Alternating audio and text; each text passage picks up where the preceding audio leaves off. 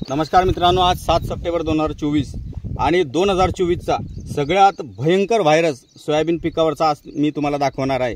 यानंतर तुमच्याकडे बरेच व्हिडिओ येतील की सोयाबीन पिकावरती या नावाचा व्हायरस आलेला आहे।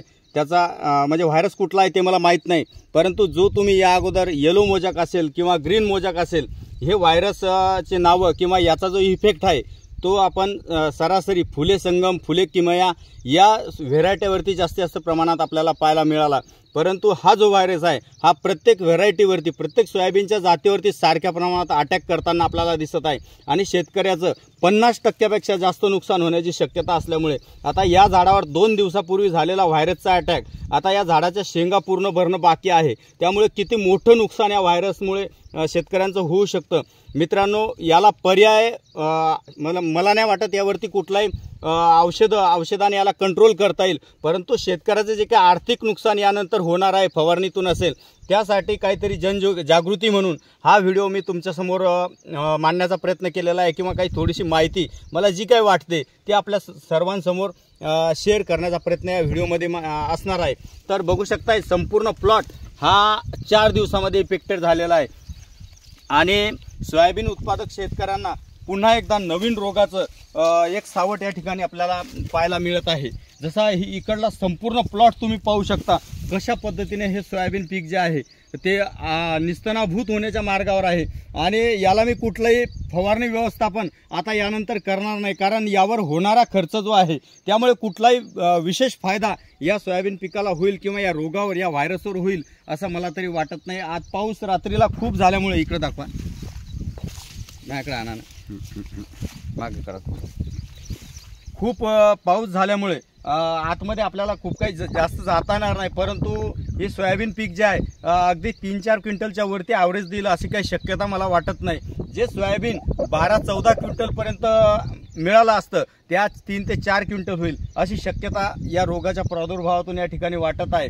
आणि रोगाचा प्रादुर्भाव एवढ्या झपाट्याने होतो की तुम्हाला काही पानं जी आहेत ती सडलेली, वाळलेली, काळी पडलेली दिसतात आणि दुसऱ्या दिवशी पूर्ण त्या ठिकाणचं जे काही झाडं आहेत ते पूर्ण वाळून जातात, त्या शेंगा सहित वाळून जातात। आता हे झाडं तुम्ही पाहू शकता कशा पद्धतीनं या झाडांची कंडिशन काय आहे। आता यामध्ये नेमके जीव आणि सोल्याची परिस्थिती काय आपण ती पाहणार आहोत। तर सोयाबीन पिकाचं 100% नुकसान करणारा हा रोग सोयाबीन पिकावरती आलेला आहे। तर माझं मत आहे कुठलाही शेतकरी कुठल्याही पिकावर रोग आला की तो दुकानची वाट धरतो आणि दुकानदाराशी संपर्क करतो। माझी आग्रहाची विनंती आहे की जे काही कृषी सहाय्यक असतील त्यांनी शेतकऱ्यांना व्यवस्थित मार्गदर्शन करावं आणि यावरती कुठली औषधं फवारावीत किंवा फवारणीचा काही फायदा होईल का यासाठी मार्गदर्शन करणं आणि शेतकऱ्यांचं आर्थिक नुकसान वाचवणं ही आजची काळाची गरज आहे। यासाठी हा थोडक्यात व्हिडिओ मी घेतलेला आहे।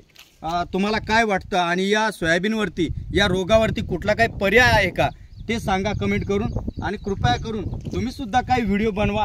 आणि याच्या प्लॉटमध्ये आहे 70% इफेक्ट तुम्हाला झालेला दिसत आहे। आमच्याकडे मोबाईल पकडणारा जो माणूस आहे तो थोडासा साधा आहे, कारण त्याला मोबाईल वापरण्याची सवय नाही आहे, परंतु सर्वांना हे दाखवावं ही माझी इच्छा आहे। बघा तुम्ही पूर्ण प्लॉटमध्ये या रोगाचा प्रादुर्भाव तुम्हाला दिसतो आहे, तर तिकडे सुद्धा आपल्याला दाखवण्याचा प्रयत्न मी करत आहे।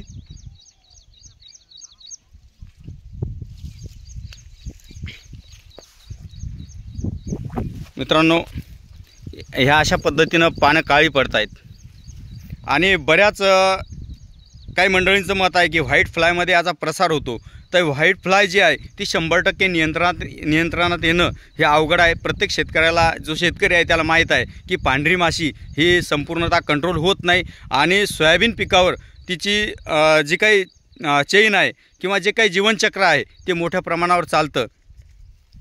तर शेतकरी मित्रांनो, खूप काही मोठा खर्च तुम्ही जर थोडाफार इफेक्ट तुमच्या शेतामध्ये असेल किंवा काही ठिकाणी असेल तर तिथं तुम्ही बुरशीनाशकची फवारणी करून थोडेसे त्याला म्हणजे काही प्रमाणात कंट्रोल करता येईल अशा थोड्याशा आशा आहेत। परंतु असा जर प्लॉट तुमचा असेल ज्यामध्ये 70% जास्त किंवा 50% जास्त प्लॉट इफेक्टेड झालेला आहे, अशा प्लॉटवरती तुम्ही कुठलाही खर्च करून तुमचे आणखी पैसे वाया घालणार आहात, एवढं मला या व्हिडिओमध्ये सांगायचं आहे। धन्यवाद। जय महाराष्ट्र।